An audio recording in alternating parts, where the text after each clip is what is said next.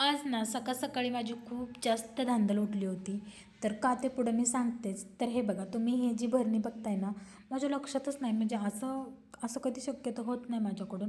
पण चहापत्ती कधी संपली ना, ती पण मी लक्ष दिलं नाही. आता पिल्लूच्या पप्पाला सकाळ सकाळी उठवून 7 वाजता जा म्हणावं दुकानाला, तर ते मला ओरडतील. पण त्याच्यामुळे ना माझं दूध वगैरे सगळं उकळलं होतं.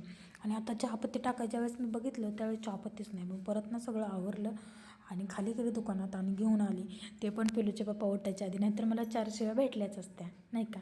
तर चला, नमस्कार मंडळी, स्वागत आहे तुमचं माझ्या आणखीन एका डेली व्लॉगच्या व्हिडिओमध्ये. तर हे बघा, तुम्हाला तर माहीतच आहे की मी कंपनीसाठी चहा देते आणि त्याच्यासाठी म्हणजे सकाळची म्हणजे थोडीशी धावपळ होते, कारण मला 8च्या अगोदर सगळं काही रेडी करून द्यायचं असतं. म्हणजे 7:30लाच रेडी करायचं असतं. 8 वाजता पिलूचे पप्पा पोहोचले पाहिजेत कंपनीत, अशा हिशोबानं नाही का. मग आता मी तुम्हाला याच्या मागं ना एक मसाल्याचा व्हिडिओ शेअर केला होता आणि तो मसाला कधी टाकायचा किंवा म्हणजे चहा उकळल्यावर टाकायचा की दुधात कसा टाकायचा हे सांगायचं होतं तुम्हाला. आणि तर तुम्हाला सांगू का, पहिलं छान असं दूध तापवून घ्यायचं मस्त, आणि दूध तापल्यानंतर ना छान अशी त्याच्यामध्ये चहापत्ती टाकून घ्यायची. तुमच्या हिशोबानुसार चहापत्ती टाकायची, तुम्हाला जेवढी लागते तेवढी. त्याच्यानंतर तो मसाला बनवलेला आहे ना, त्याचा 1 चमचा टाकायचा आणि त्याच्यानंतर आलं टाकायचं आणि शेवटी 4-5 मिनटं छान उकळून द्यायचं. आणि उकळून शेवटी साखर टाकायची. असं का करायचं, तर साखर टाकली की नाही, ते सगळं बाकीचं जे मिश्रण आहे ते छान उकळून द्यायचं असतं. साखर टाकली की चहा आपला आटत जातो आणि गोड होतो.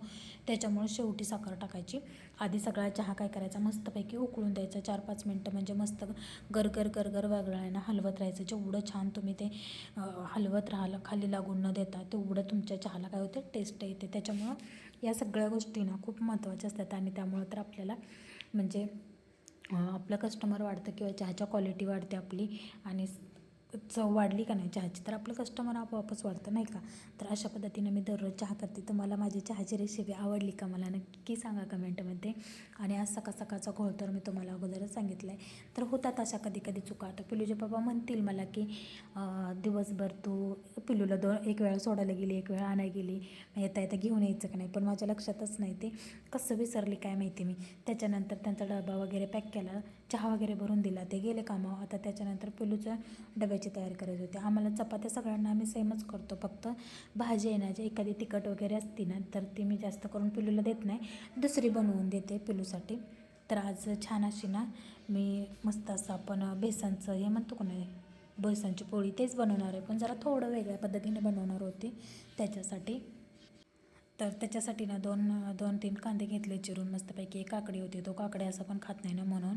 आणि त्याच्यानंतर टोमॅटो, हे सगळं काय करायचं, छान असं किसून घ्यायचं किसणीनं. मस्तपैकी किसून घेतलं की नाही, त्याच्यानंतर बेसनमध्ये थोडंसं मीठ, त्याच्यानंतर थोडंसं मसाले, म्हणजे तुम्हाला जास्त तिखट किंवा काय लागत असेल ना, थोडं ओवा, थोडंसं धनेपूड, थोडंसं चवळीसाठी चाट मसाला वगैरे, हे ते सगळं टाकायचं.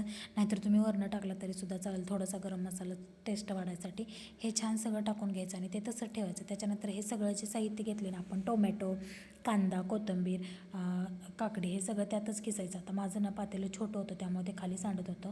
मी काकडी तेवढी खिसून घेतली आणि बाकीचं सगळं जे होतं का नाही ते इकडं अलीकडं खिसून घेतलं. हे खिसायचं काम माहिती आहे का, ज्यावेळेस आपण कट करतो ना, त्यावेळेस ते मुलं बरोबर तेवढंच कट केलेलं, एखाद्याला टोमॅटो आवडतं किंवा टोमॅटो आवडत नाही, आणि ती मुलं काय करतात, बरोबर तेवढं बाजूला काढून ठेवतात. मग त्याच्यामुळे खिसायचं. खिसल्यामुळं काय होतं, ते पिठामध्ये सगळं मिक्स होऊन जातं आणि समजत नाही की कोणतं काय टाकलं आहे किंवा काय नाही. त्याच्यामुळे हे असे आयडिया करायचे. मग मी तर असंच करते दरवेळी, का तर पिलू खात नाही. आता मी बीटच्या पण एखाद्या दिवशी तुम्हाला पुऱ्या दाखवीन, खूप छान होतात बीटच्या पुऱ्यासुद्धा आणि मस्तसुद्धा लागतात. आता ह्या दिवसात दही शक्यतो जास्त कोण खात नाही, उन्हाळ्यात खातात. पण तुम्हाला जर दही नसेल द्यायचं तर तुम्ही चटणी बनवून देऊ शकता मिरच्याची, छान अशी मिरच्या, खोबरं थोडंसं, आपण जशी इडलीसोबत डोश्यासोबत बनवतो ना तशा पद्धतीची.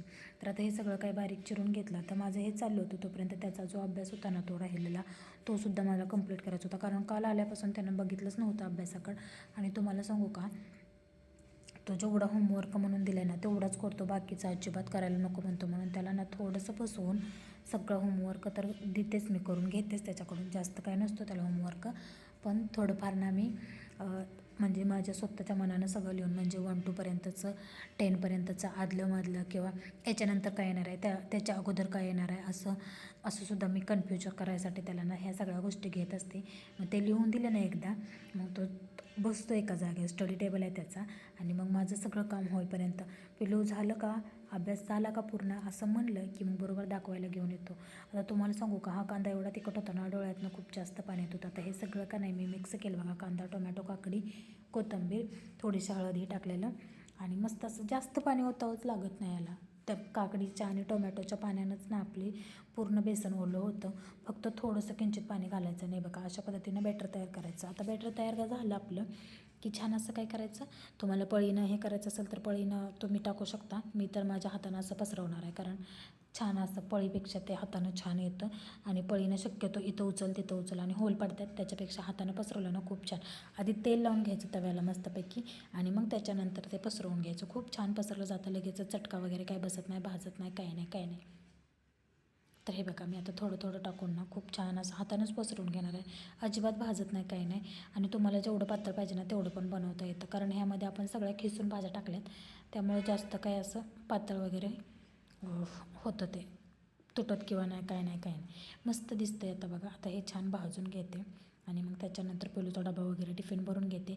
तर अशा रेसिपी तुम्ही सुद्धा तुमच्या मुलांना की नाही दररोज टिफिनला देत जावं वेगळ्या वेगळ्या. आता ते भाजी खात नाहीत का नाही, मग नाही भाजी खात ना, त्यांच्यासाठी हे स्पेशल असं काहीतरी करायचं मिक्स करून, म्हणजे भाजी पण पोटात जाते आणि पौष्टिक पण थोडंफार जातं आहे म्हणून. आता बघा छान अशी मस्तपैकी बघा पोळी बनवून घेतली, अजिबात कुठं तुटली नाही, कुठं काय नाही.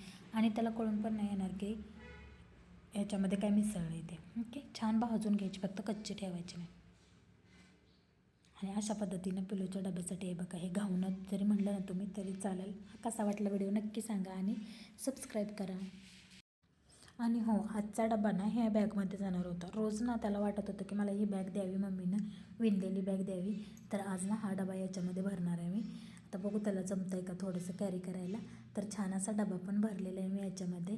तर चलो बाय, आजच्या पुरतं एवढंच. आणि सबस्क्राईब करा प्लीज प्लीज, नक्की सबस्क्राईब.